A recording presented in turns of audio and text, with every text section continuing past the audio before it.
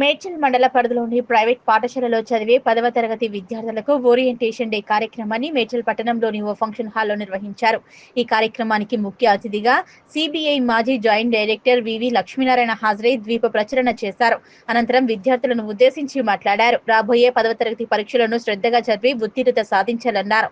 Cell ఫోన్లకు, social మీడియాకు దూరంగా ఉండి శ్రద్ధగా చదువుకోవాలని విద్యార్థులకు తెలిపారు. ఒత్తిడికి గురి కాకుండా టెక్నిక్ తో చదువుకొని చదివిన అంశాలను పుస్తకంలో రాసుకుంటే అంశాలు మెదడులో నిక్షిప్తమై ఉంటాయన్నారు. 1 గంట సేపు చదివితే 5 నిమిషాలు ప్రశాంతంగా కూర్చుని బ్రెయిన్ యాక్టివేట్ చేసుకోవాలన్నారు. అనంతరం ప్రైవేటు పాఠశాలల అసోసియేషన్ సభ్యులు ముఖ్య అతిథి వివి లక్ష్మీనారాయణకు శాలువాతో సన్మానించారు. ఈ కార్యక్రమంలో ప్రైవేటు పాఠశాలల అధ్యక్షులు గిరిబాబు, ప్రధాన కార్యదర్శి రాధాకృష్ణ, కోశాధికారి రమేష్లతో వివిధ కరెస్పాండెంట్స్ పాల్గొన్నారు. ఇక్కడ మేడ్చల్ మండలంలో ఉన్న ప్రైవేట్ స్కూల్స్, బడ్జెట్ స్కూల్స్ వాళ్ళ ఆధ్వర్యంలో ఈరోజు 10వ తరగతిలో పబ్లిక్ ఎగ్జామ్స్ రాయబోతున్న స్టూడెంట్స్కి ఒక ఓరియంటేషన్ కార్యక్రమం పెట్టడం జరిగింది. ముఖ్యంగా విద్యార్థులు మన ప్రధానమంత్రి గారు అన్నట్టు పరీక్షలను పండగలుగా చూడాలి. ఆ తర్వాత ముఖ్యంగా మనకు టైం ఏవైతే వేస్ట్ చేస్తున్నాయో, మొబైల్స్ కావచ్చు, సోషల్ మీడియా కావచ్చు, వీటి నుంచి దూరంగా ఉండడం. తర్వాత వచ్చేసి ఒక పద్ధతి ప్లానింగ్ ప్రకారం మనం చదువుకోవడం. ఆ తర్వాత వచ్చేసి ముఖ్యంగా చదువుతున్నప్పుడు ప్రతి గంట ఒక 5 నిమిషాలు బ్రేక్ ఇస్తూ, తర్వాత మనకు అతి కష్టంగా ఉన్న సబ్జెక్ట్ని ఉదయం మనం ప్రాక్టీస్ చేయడం, తర్వాత వీలైనన్ని మోడల్ పేపర్స్, వీలైనన్ని శాంపుల్ క్వశ్చన్స్ వీటిలన్నింటినీ సాల్వ్ చేయడం, మ్యాక్సిమం రైటింగ్ ప్రాక్టీస్ చేయడం. ఎందుకంటే చాలామంది పరీక్షలకు చదువుతుంటారు, కానీ ఎప్పుడైతే మనం రైటింగ్ ప్రాక్టీస్ చేస్తామో అది మైండ్లో ఉంటుంది.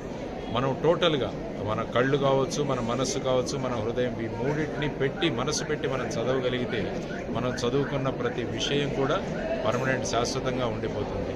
తర్వాత పేపర్ తీసుకున్న తర్వాత ఎలాగ దాన్ని ముందు ఒక రీడ్ చేసి ఏ క్వశ్చన్స్ ఎలా ఆన్సర్ చేయాలని, తర్వాత ప్రతి క్వశ్చన్ని పారాగ్రాఫ్ వైజ్ కాకుండా చిన్న చిన్న పారాగ్రాఫ్గా స్ప్లిట్ చేసుకుంటే, తర్వాత ముఖ్యమైన పాయింట్లు అండర్లైన్ చేయడం, తర్వాత ఎక్కడైతే చిన్న చిన్న పిక్చర్స్ రిక్వైర్మెంటో ఆ పిక్చర్స్ వేయడము, ఇలాంటివన్నీ చేయగలిగితే ఏమవుతుందంటే మనం ఖచ్చితంగా కూడా ముందుకు వెళ్ళగలము అన్నది ఈ విద్యార్థులకు చెప్పింది.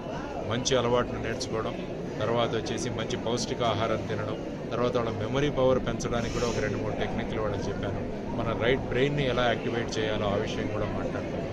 కాబట్టి విద్యార్థులందరూ కూడా కాన్ఫిడెంట్గా మార్చి 21కి మొదలవుతున్న పరీక్షల్లో మంచి విజయాలు సాధించాలని, ఆ మార్చి 21 నుంచే దురదృష్టవశాత్తు ఐపీఎల్ కూడా స్టార్ట్ అవుతుంది.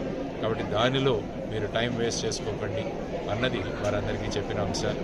కాబట్టి మరి ఒకసారి ఐఎంసిటిఎఫ్ రామ్మూర్తి గారికి, తర్వాత ఇక్కడ ఉన్న ప్రముఖులందరికీ కూడా నేను అభినందనలు తెలియజేస్తూ, విద్యార్థులకు మంచి భవిష్యత్తు ఉండాలని కోరుకుంటూ సెలవు తీసుకుంటాను.